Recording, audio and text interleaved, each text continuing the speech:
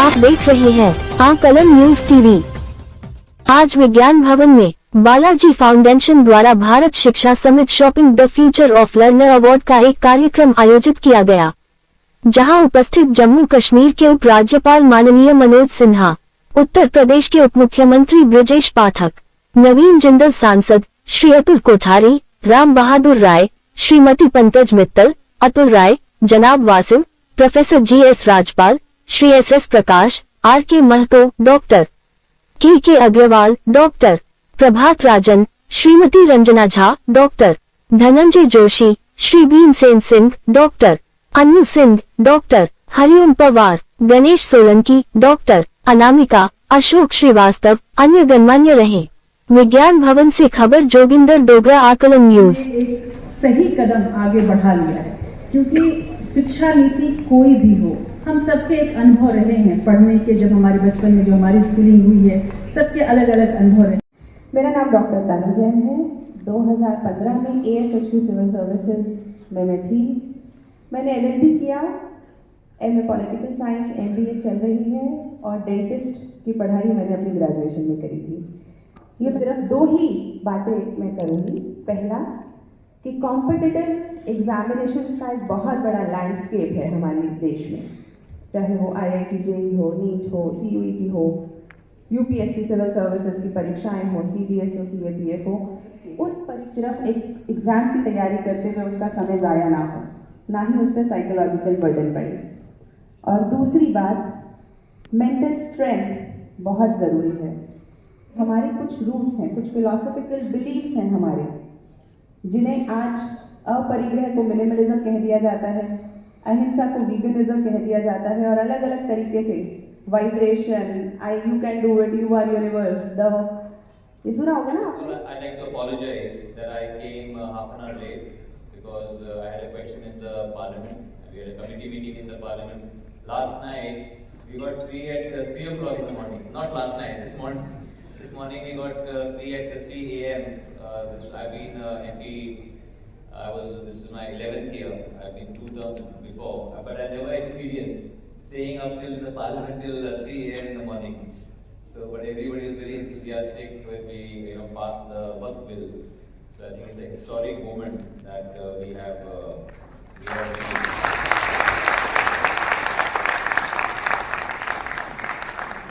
an honor and privilege to join today at this landmark session on the vision of the National Education Policy.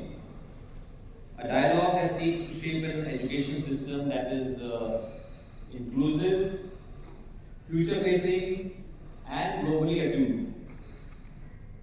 So as we navigate in the increasingly interconnected world, we have to give our students, give our future citizens the best possible education. An education that they can use to be what they want to be in life. Education not just to pass exam or just to get a degree, but what their real passion is. Our Vedanta teaches us that we must follow Swadharma and not Paradharma. So we should be able to study areas of our interest. If I want to be an engineer, I should not be forced to become a doctor, or I should not be forced to become something else that I don't want to do. And then we have to love what we do. So if we follow our Swadharma, which our Vedanta says, we will do well, whichever areas that we go in. And the National Education Policy, it promotes that.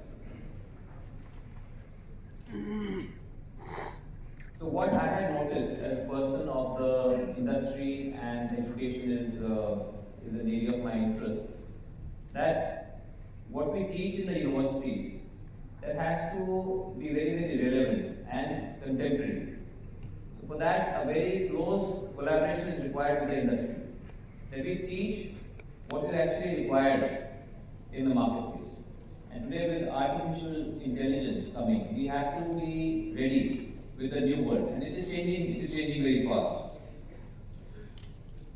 Also, we have to, and this is something which is a favorite subject of our Honorable Prime Minister also, that is skills training. Just imagine that even in our, like somebody who, we operate very large steel plants. When we operate large steel plants, we see that engineers are operating the blast furnaces, the mills, etc. We always have in mind that we should have engineers to operate these. But skills is something, I'll give you an example like a very big aircraft, whether it's a Boeing or an Airbus or Airbus 380, the pilots who are flying the plane, they are not engineers. They have only learned the skill of flying the aircraft, they are not engineers. So similarly, skilling is very, very important, and that's why Government of India is paying so much of attention, and I also, I'm very, very interested in this area of skilling. USA has a very good concept called community colleges. आप सोचिए कि भारत वैदिक काल से एक शिक्षा का बहुत बड़ा केंद्र रहा। सृष्टि के बाद में धीरे धीरे जैसे जैसे हम आगे बढ़े, पढ़ना, लिखना, बोलना सीखे, तो हमने शिक्षा को भी आगे बढ़ाने का काम किया। सदियों पहले जब दुनिया में शिक्षा के बारे में, उच्च कोटि की शिक्षा के बारे में तरह तरह की चर्चाएं भले होती रहे, लेकिन एक माइलस्टोन दुनिया को दिखाने का काम तक्षशिला और हमारी नालंदा जैसे विश्वविद्यालयों ने किया। आज भी वहां के जो वेद, पुराण, उपनिषद हैं हमें रास्ता दिखाते हैं। आप सोचिए उस समय मुगल आक्रांताओं ने जब आग लगाई होगी उन विश्वविद्यालयों में, कितना धनी रहा होगा भारतवर्ष। लेकिन जैसे जैसे आजादी के बाद हम प्रगति करते रहे, शिक्षा के आमूलचूल परिवर्तन की आवश्यकता महसूस हुई। और मैं आभार प्रकट करना चाहूंगा माननीय प्रधानमंत्री नरेंद्र मोदी जी का, जिन्होंने आजादी के बाद नई शिक्षा नीति लागू करके देश के नौजवानों को, युवाओं को, आने वाली पीढ़ी को कल के भारत के लिए तैयार करने का, विकसित भारत के संकल्प के साथ एक बड़ा पैगाम देने का काम किया, बड़ा काम किया है। हम सब जानते हैं कि शिक्षा प्रगति के साथ एक दायरे में बांधी है।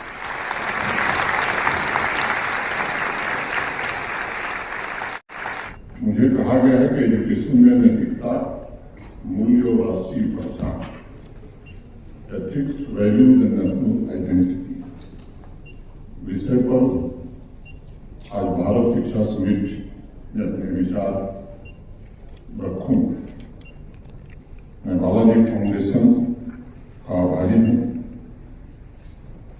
और इस समिति को संबोधित करना मेरे लिए अत्यंत प्रसन्नता की बात है। बालाजी फाउंडेशन को मैं सबसे पहले हृदय से बधाई देना चाहूंगा। कार्यक्रम की जो रूपरेखा मैंने देखी है उसके मुताबिक एजुकेशन सेक्टर से जुड़ी माननीय हस्तियां उन सभी व्यापक मुद्दों पर विचार विमर्श करने वाली जो भविष्य में भारत के एजुकेशन को एक नया आकार देंगे। मुझे उम्मीद है कि चुनौतियों और अवसरों को ध्यान में रखते हुए जो एक्सपर्ट्स का संवाद होगा वो एक विस्तृत रोडमैप तैयार करने में सहायक साबित होगा। मैं समझता हूं कि हायर एजुकेशन सेक्टर से जुड़े सभी महानुभावों के लिए अपने विचार, अपने दृष्टिकोण, बेस्ट प्रैक्टिसेस को साझा करने का एक अवसर भी है, मंच भी है, ताकि हायर एजुकेशन राष्ट्र निर्माण में योगदान देने के अपने उद्देश्य को पूरा कर सके। हालांकि मुझे जो बात कही गई है एजुकेशन में नैतिकता, मूल्य और राष्ट्रीय पहचान, थोड़ी छूट लेते हुए विषय पर जाने से पहले कुछ मूलभूत बातें मैं करना चाहूंगा। सामान्य रूप से अनेक विद्वानों ने एजुकेशन की अपनी अपनी परिभाषा गढ़ी।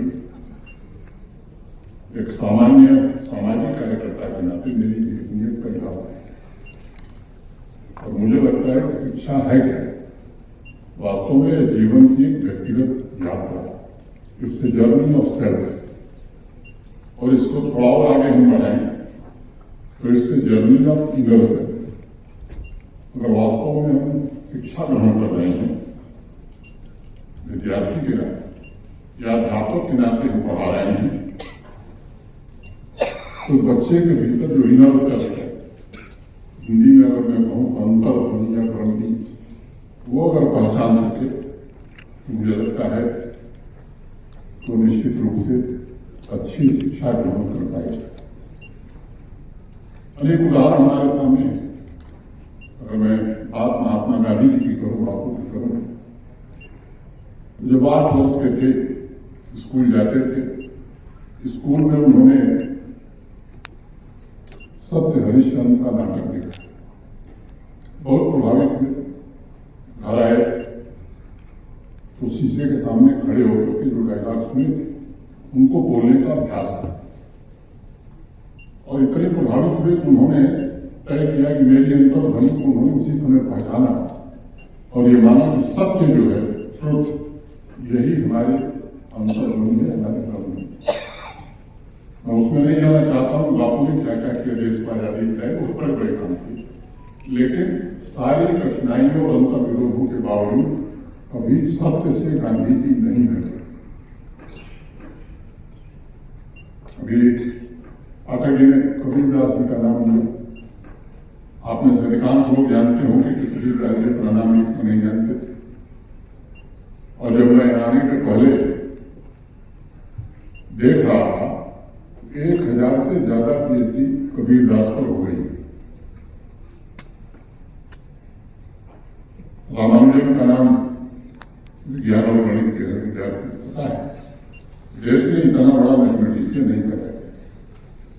12वीं पास नहीं थे, 11वीं कक्षा में पढ़ते थे, उसके बाद स्कूल छोड़ दिया। उन्होंने भी अपनी अंतर्ध्वनि रणनीति पहचानी कि गणित मेरी अंतर्ध्वनि है और देश नहीं दुनिया के माने जाने मैथमेटिशियन बन गए। मुख्य हम सब उपस्थित हैं, उनको आदर और सम्मान के साथ सम्मानित किए जाने का ये समवेत फोटोग्राफी, ग्रुप फोटोग्राफी के बाद मेरा आग्रह है बालाजी फाउंडेशन की चेयरपर्सन, जो कि ज्योतिष, हस्तरेखा, अंकशास्त्र और वास्तुशास्त्र के माध्यम से भारतीय ज्ञान परंपरा के संवर्धन एवं मानव कल्याण हेतु समर्पित है, उनको भारत शिक्षा सम्मान से सम्मानित करें। सुरेश महाराज जी, यह सम्मान आपके आध्यात्मिक मार्गदर्शन और समाज में जागरूकता फैलाने वाले कार्य की राष्ट्रीय सराहना है।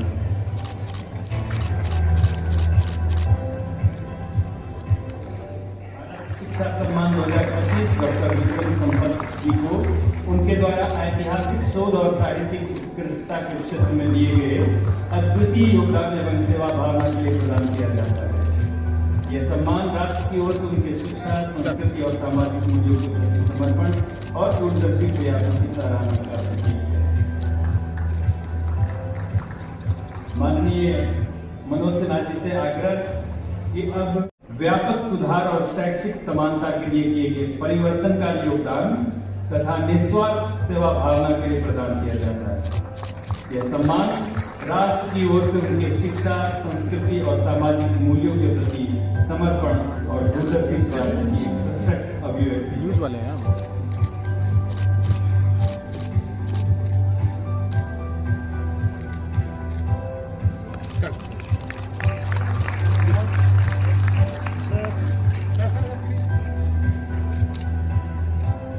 माननीय मनोज सिन्हा जी से आग्रह, श्री नवीन जिंदल, आपको शिक्षा एवं राष्ट्र निर्माण के क्षेत्र में किए गए उल्लेखनीय परोपकारी योगदान और सेवा भावना के लिए यह भारत शिक्षा सम्मान प्रदान किया जाता है।